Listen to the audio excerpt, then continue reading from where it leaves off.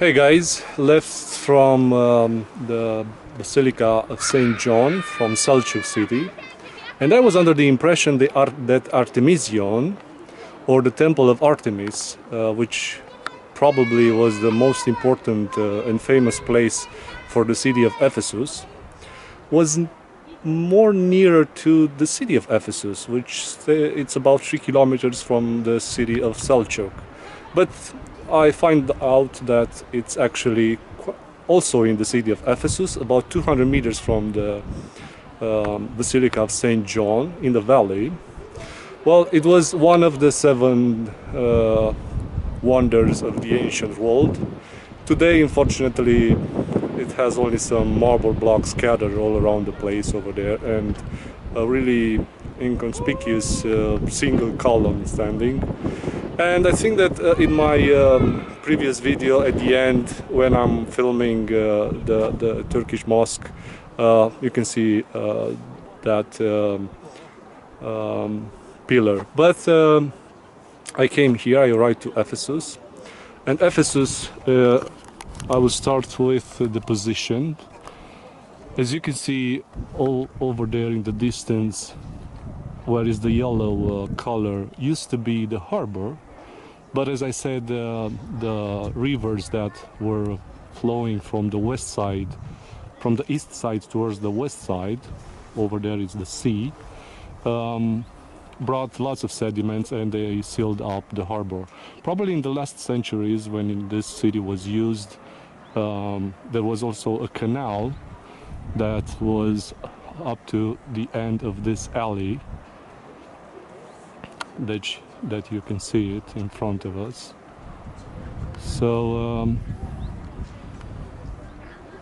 I think that one of the reasons for which this city was abandoned in the 15th century, after 100 years of Turkish occupation, was the fact that he lost the access to the sea. The entrance into the site is on that direction, over there, and over these trees is the Basilica of Virgin Mary. I'm going to see it later on.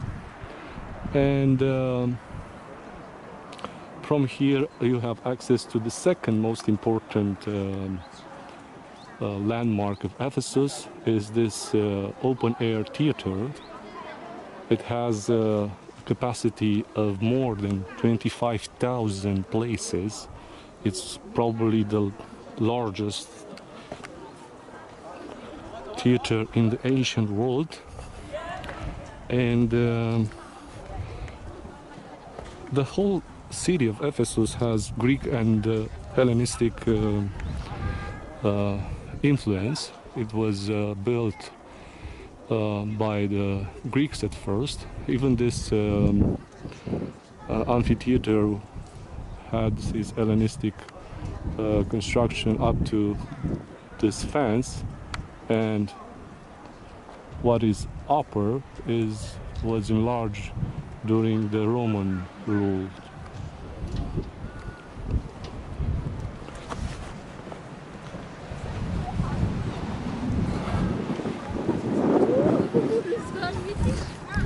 So we are going to have a really long way to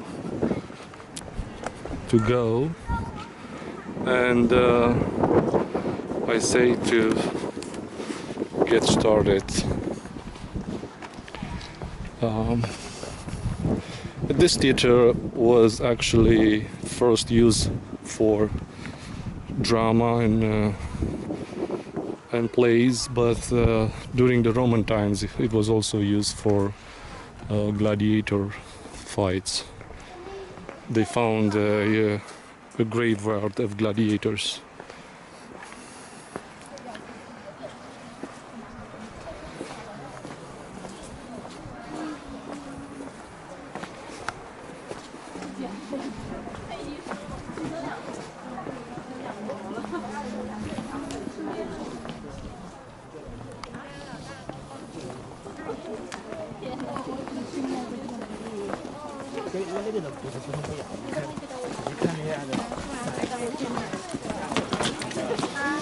I want to show you also a beautiful fountain. It was built during the Hellenistic period. Well, when you have 25,000 people, you do need some water. It's built in Ionic style.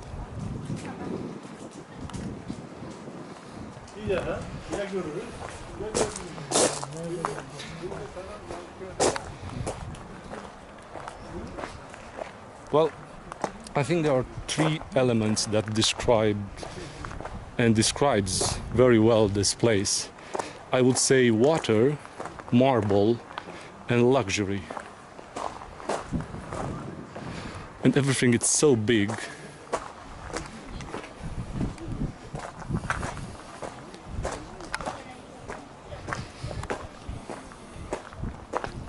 The city of Ephesus was always moved due to the problems with the sediments brought by the rivers. And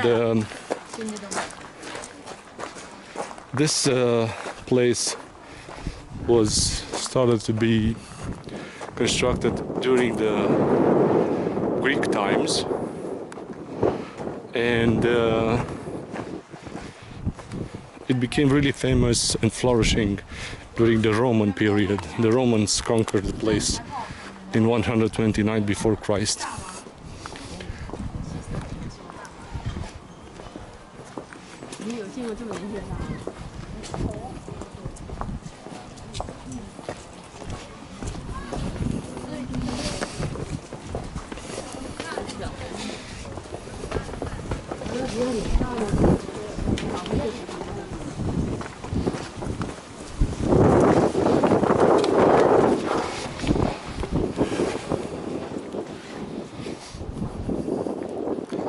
We have here the commercial agora. Is usually these settlements, big settlements, used to have two types of agora: the state agora and the commercial agora. This one is the commercial agora, but it has also administrative places. All those places were actually occupied by shops, workshops.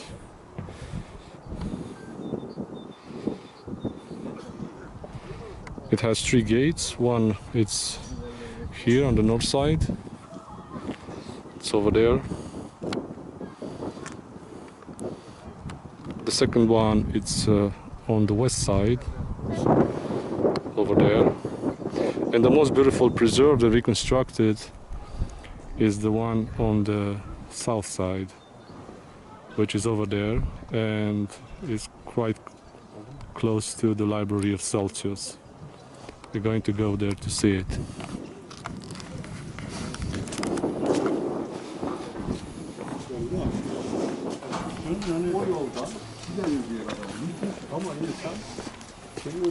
I hope you see how they used to carve the stones. It's really interesting.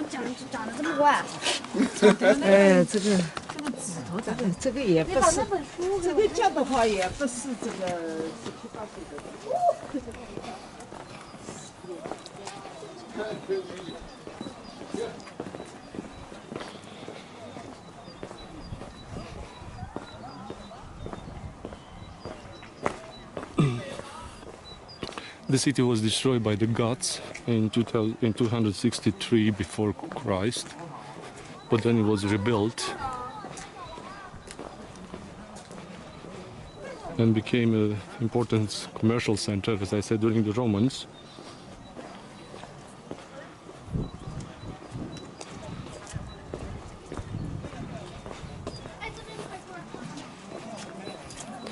We are approaching the library.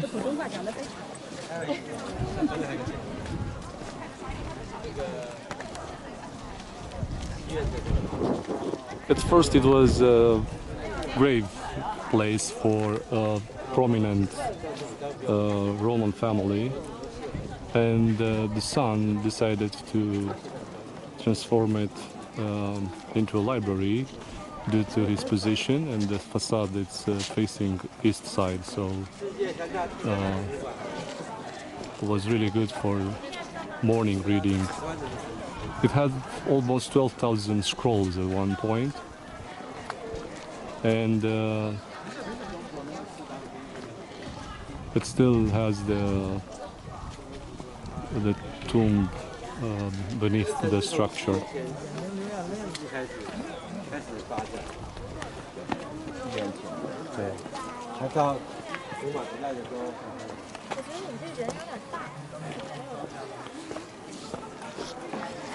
Let's see it closer. First, look at the north gate of the Agora.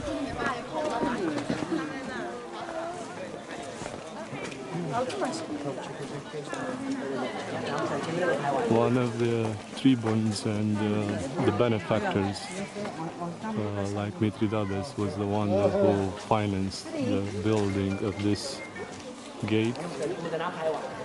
You can see the name over there.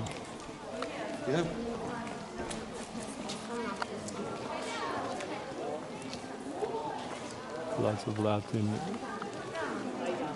inscriptions.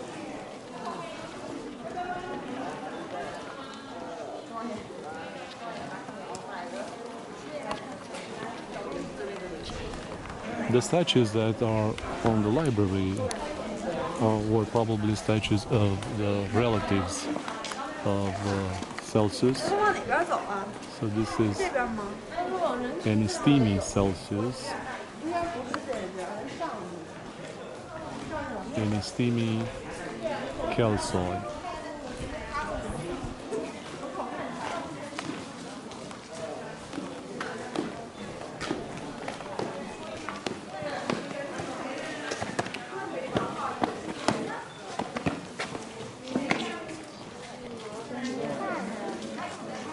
This is Enoia Philippoi,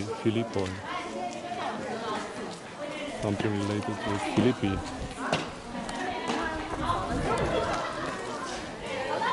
It's Doric style, as you can see.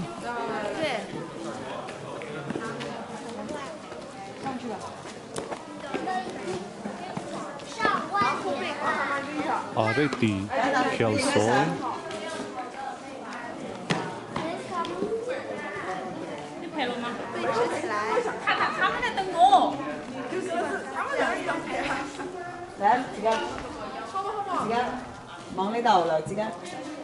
And the last relative is Sophia Chalcoi.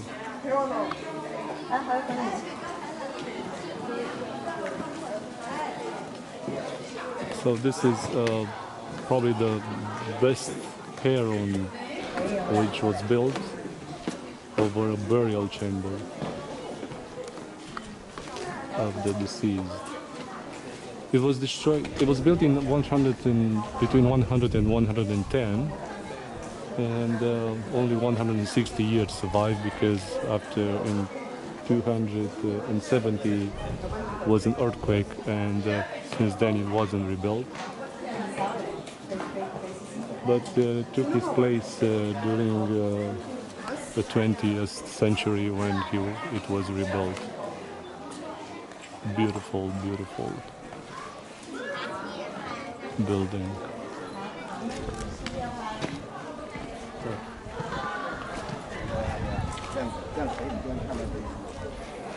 Let's continue the journey, because we still have a long way to go. Well, the legend says that Ephesus was first established on the hill where the castle was, we've seen yesterday, via Suluk. And it was founded by a prince from Athens, a prince that later became a king, and he united 12 cities under his command, the Ionian League, and his name is Androkolos. And this is the monument erased in his honor. It was also a fountain.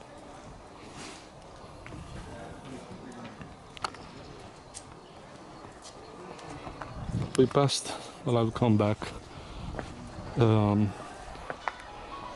with the Aegean's Arch. I hope you remember a bit the type of construction with the ones that we've seen in Athens at the bottom of the Acropolis, where the Aegean's Arch divided the cities.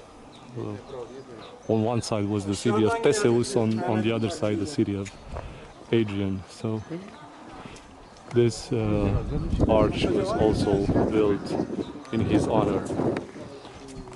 2 arches.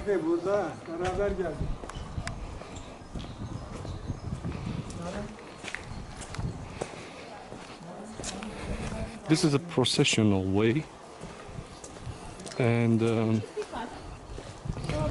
before I read this inscription, and that is the translation from these stones, and I might say that they use a really polite and clean language even 2,000 years ago, especially 2,000 years ago. So something really amazing. Well, until we see the other things, let's go and look at the latrine. Probably you didn't expect that, but I want to show it to you because to me it was always some kind of enigma how they could in those times to sit to one each next to each other.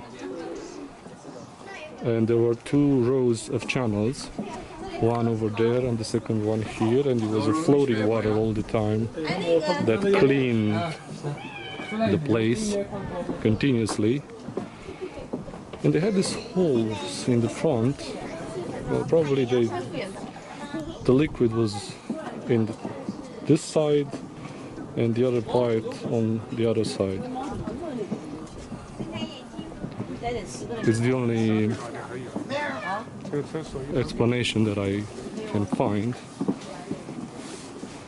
But what I can say is that they were really small, or they used to stand really close to each other when they fulfilled the needs. But anyway, public toilets with columns and all luxury that they need. So this is a secondary street. This is how it used to look.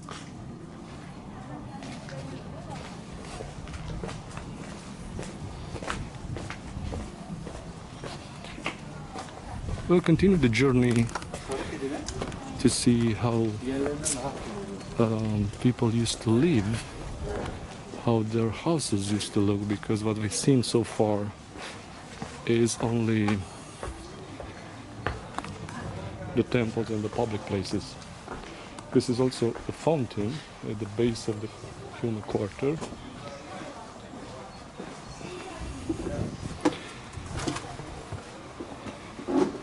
So first I have to use my my ticket, if I can find it.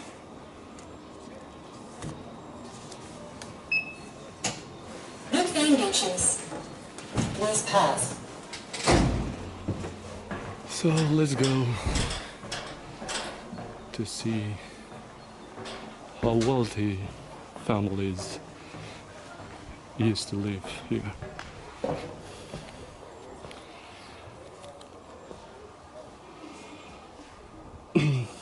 This is one of the units. As you can see, it has a peristyle shape. Peristyle courtyard, plastered walls, with paintings.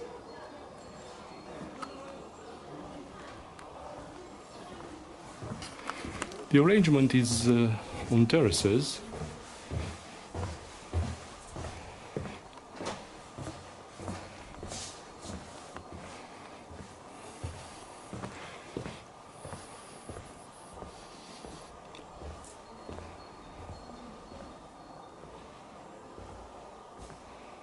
The walls were also covered with marble, not only plastered. Here are the remains of the slabs that used to cover the walls, probably.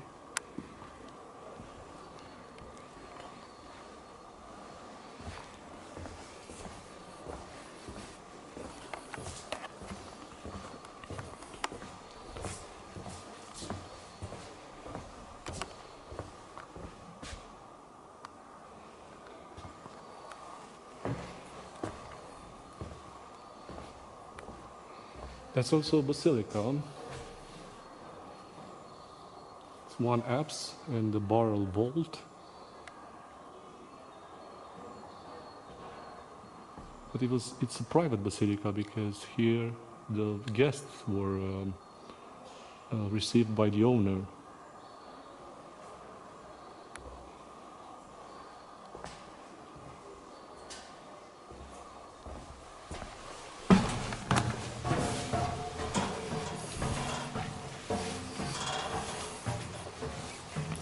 The place is covered for protection, as you can see, in this huge barn.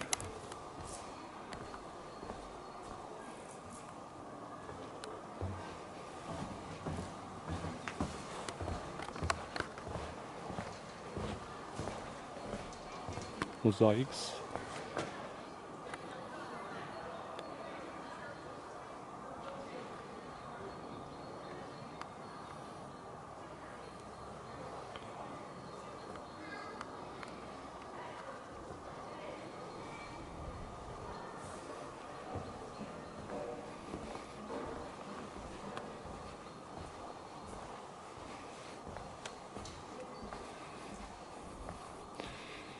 Graffiti in terrace.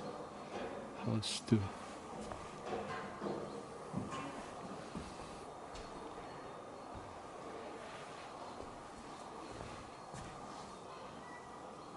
First form of graffiti.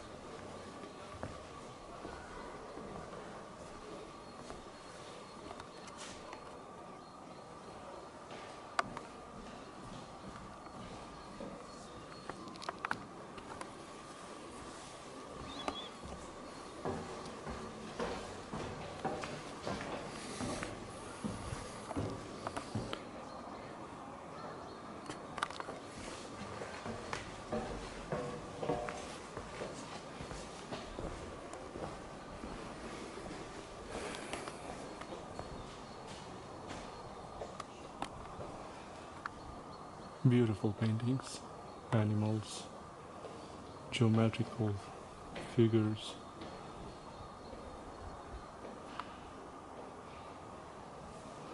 Goddess, I think this is the goddess Athena, Nike, because he has wings, but I'm not sure.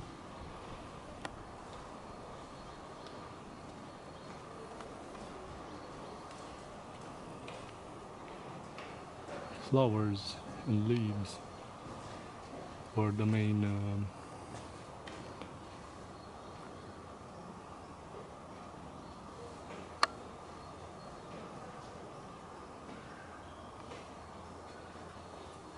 beautiful. 2000 years ago, something incredible.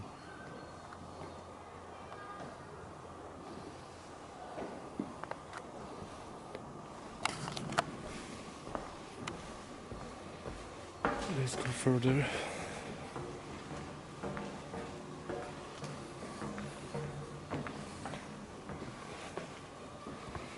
Beautiful mosaics with a lion.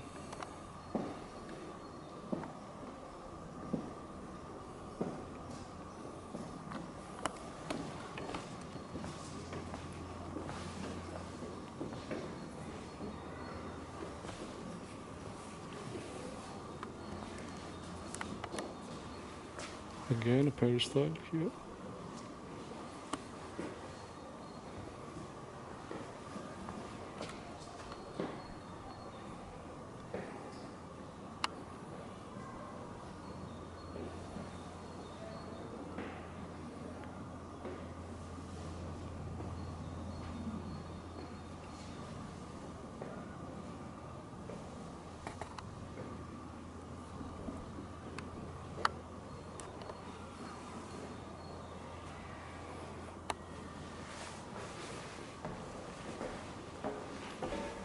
And another two beautiful mosaics over here.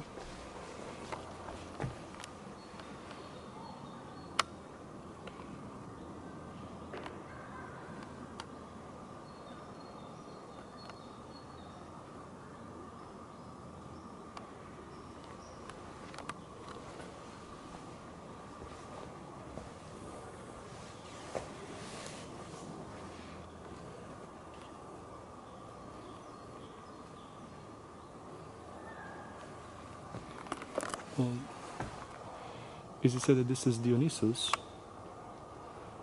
and the other one is Medusa.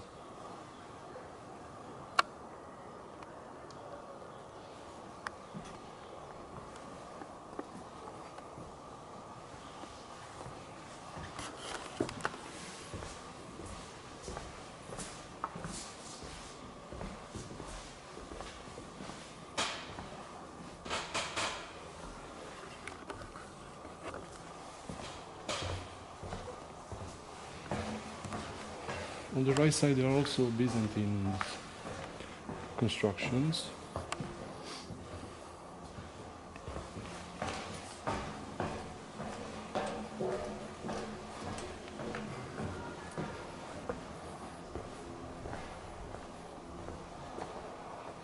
And probably the last dwelling.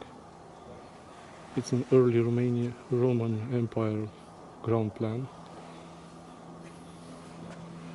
And it was used in the 3rd century after Christ.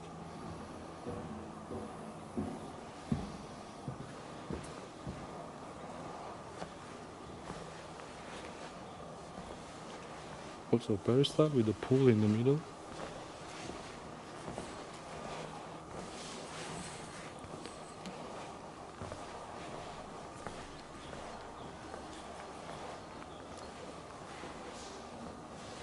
Again, beautiful mosaics from that time.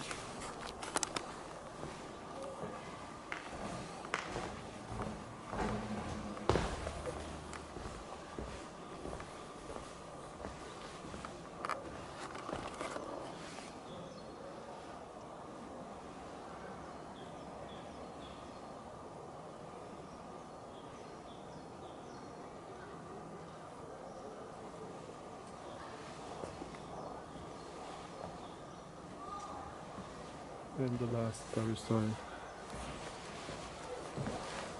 for the last wind unit.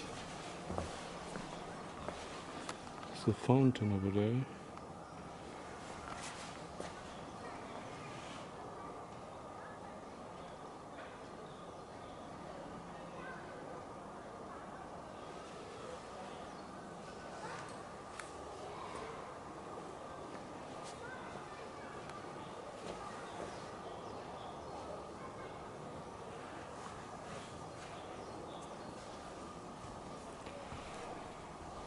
So in this type of places, people used to live back then.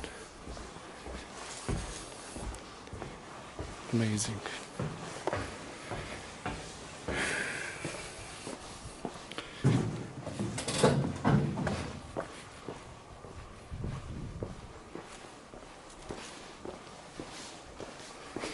So we're going to continue this itinerary.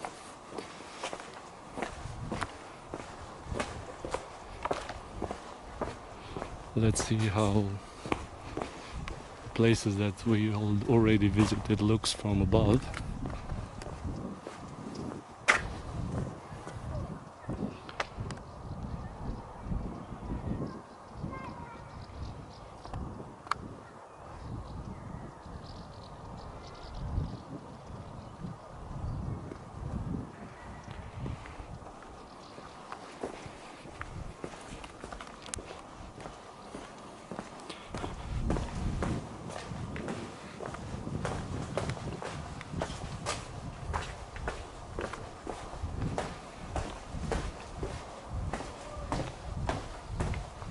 Many emperors invested in this beautiful city of Ephesus, or Ephesus. Ephesus is the Turkish name.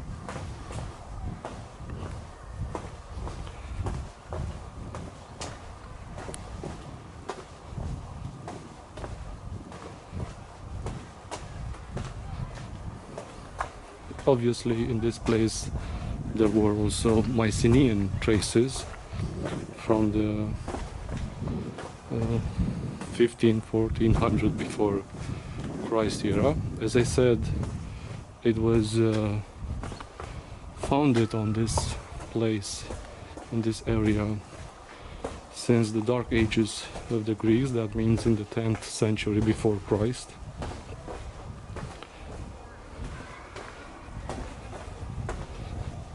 Lots of civilization passed through here, like Hittites, like Persians.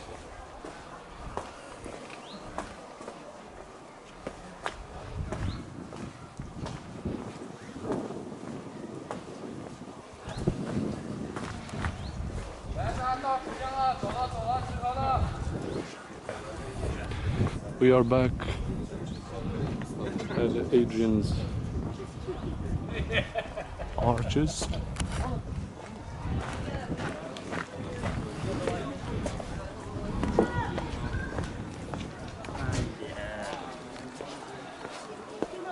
And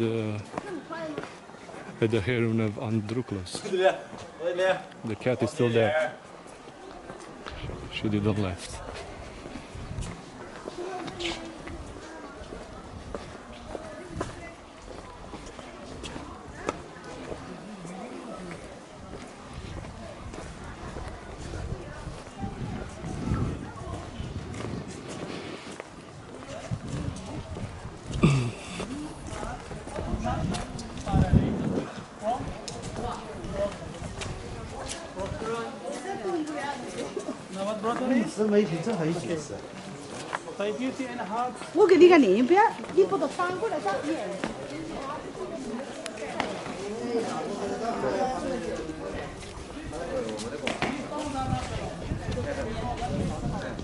A beautiful building is the Temple of Hadrian.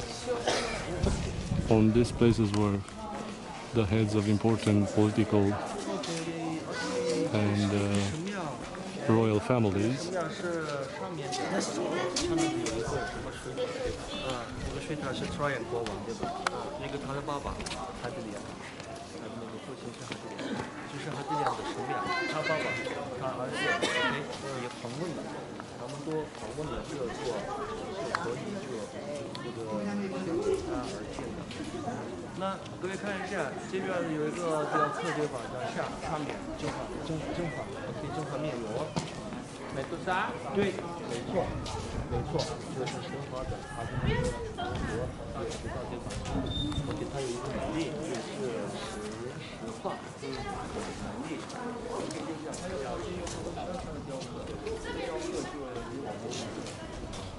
Beautiful carvings.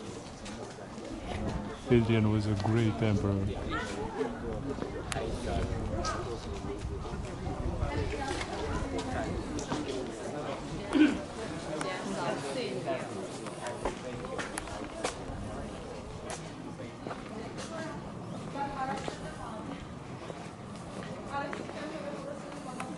Here there's a store Again with beautiful mosaics all the way to the entrance of the place that we already visited.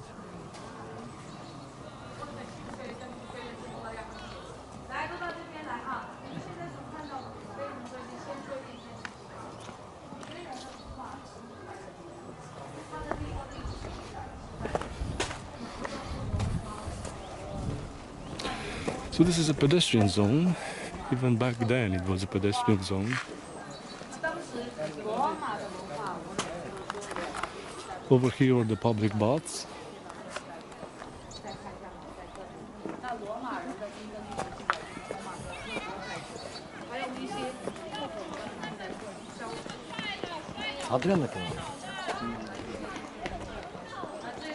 Other terraces with the building not in the best shape as they were the ones that we visited, but the same type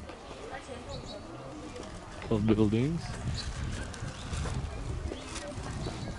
This is a beautiful fountain erected in the honor of the Emperor Trajan. He had a statue over there with a globe at his feet.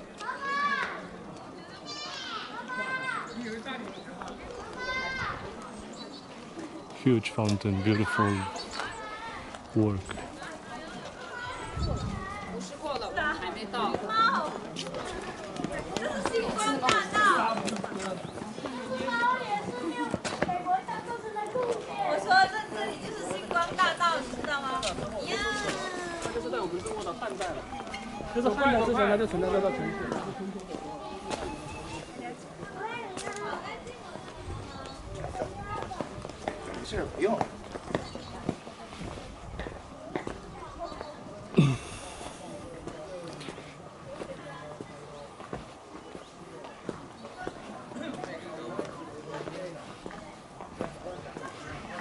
Well, the entire city is supposed having about 450 hectares, and this pedestrian zone was a place where statues of honorable citizens and benefactors were displayed. In front of us is the gate of Heracles, Heraclian gate. As you can see, he is depicted twice on both pillars.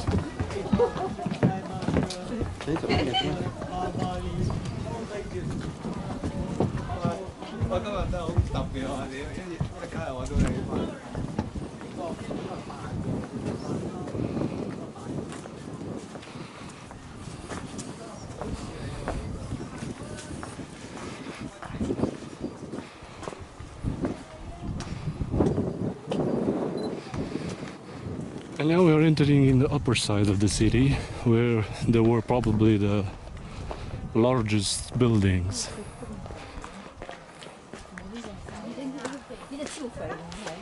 Another fountain.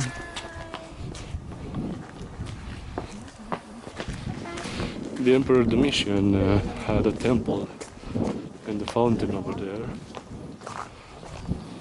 But when the Christians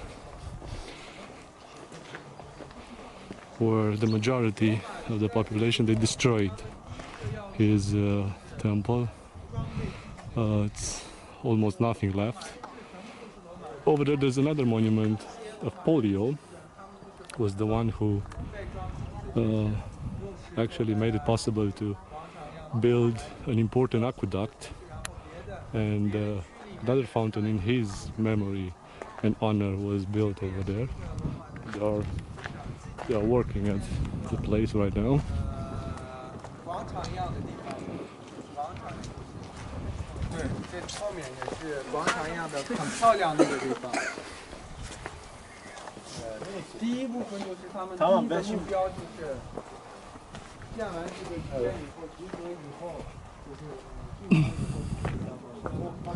Huge buildings, large block of stones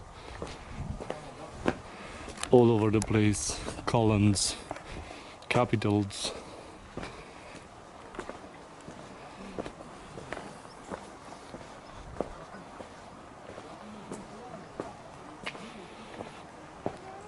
the city was partially destroyed by an earthquake in early 7th century. And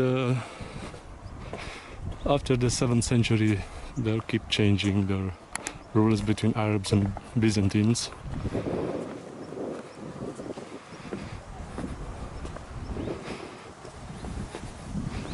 Until the 14th century, when the Arabs conquered the place.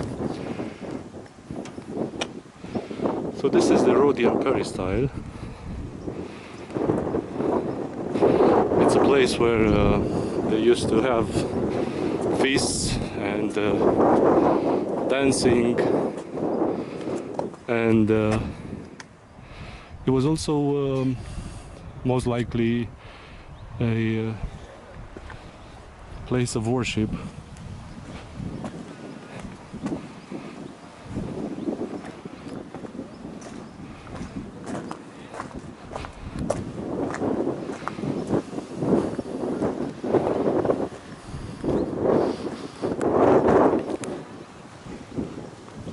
Because this one is a stoa, a basilica. It had more than 65 columns.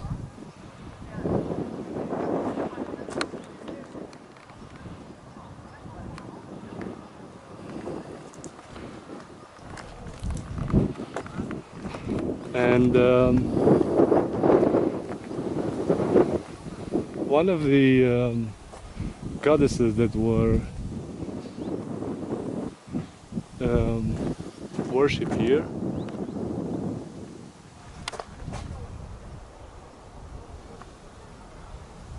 was, I like how the cats look in those branches, was the goddess of Ephesus, Artemis Ephesus. It was a multi-breasted goddess, and there's a picture here with her. I want to show it to you.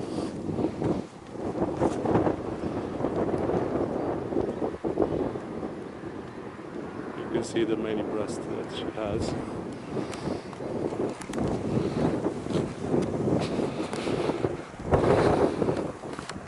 Over there it's considered to be a water castle. It had a large pool at one point. Actually, the pool is over there where the columns are. The water palace.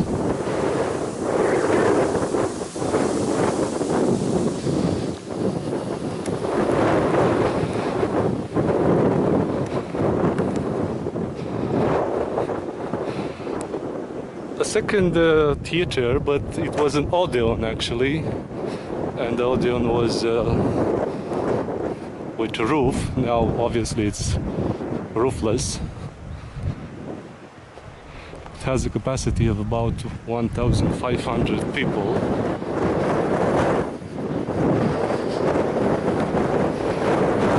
This stoa with its multiple columns and the Odeon was built by a prominent royal family.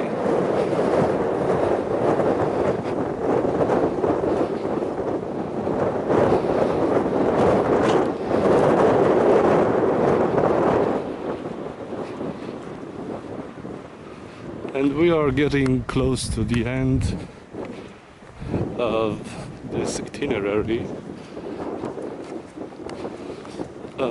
On the other side of this road, because there is the exit, there is also another tomb of another apostle, Saint Luke. So after you finish the tour, you can go there to see the place closer.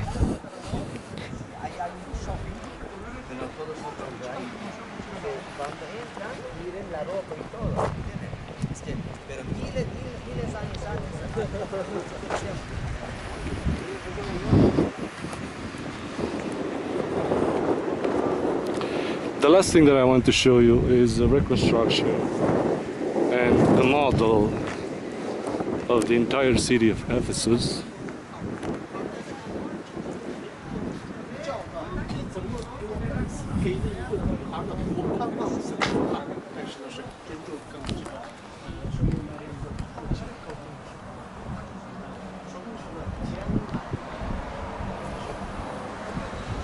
So if you remember, we started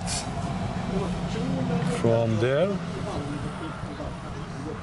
and we see this long alley filled with marble and columns that went up to the old harbor. Over there was a gymnasium, now there are only ruins.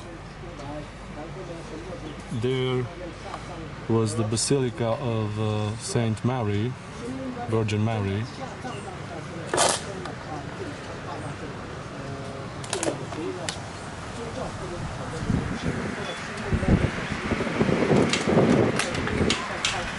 And next to the Basilica of Saint Mary is the Olympion, the Temple of Olympion, but there's nothing left over there, mostly. We've seen the Agora, the commercial Agora, and then we started to look at the Library of Celsus, and then the buildings, the wealthy residential buildings, the Temple of Adrian, the Fountain of Trajan, the Emperor Trajan, Heraclian Gate over there, the amphitheater or the Odeon with the Temple of Lady of Ephesus, the multi-breasted Artemis, and here in the center is Temple of State Agora. So what we have here in front of us, this is the State Agora, and below was the commercial Agora.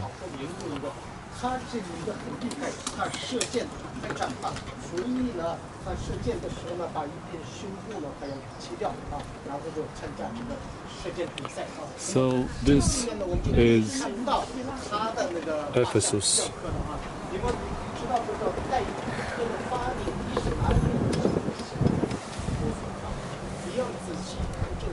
The old Roman Greek or Greek-Roman city, one of the highlights of the antiquity. See you next time.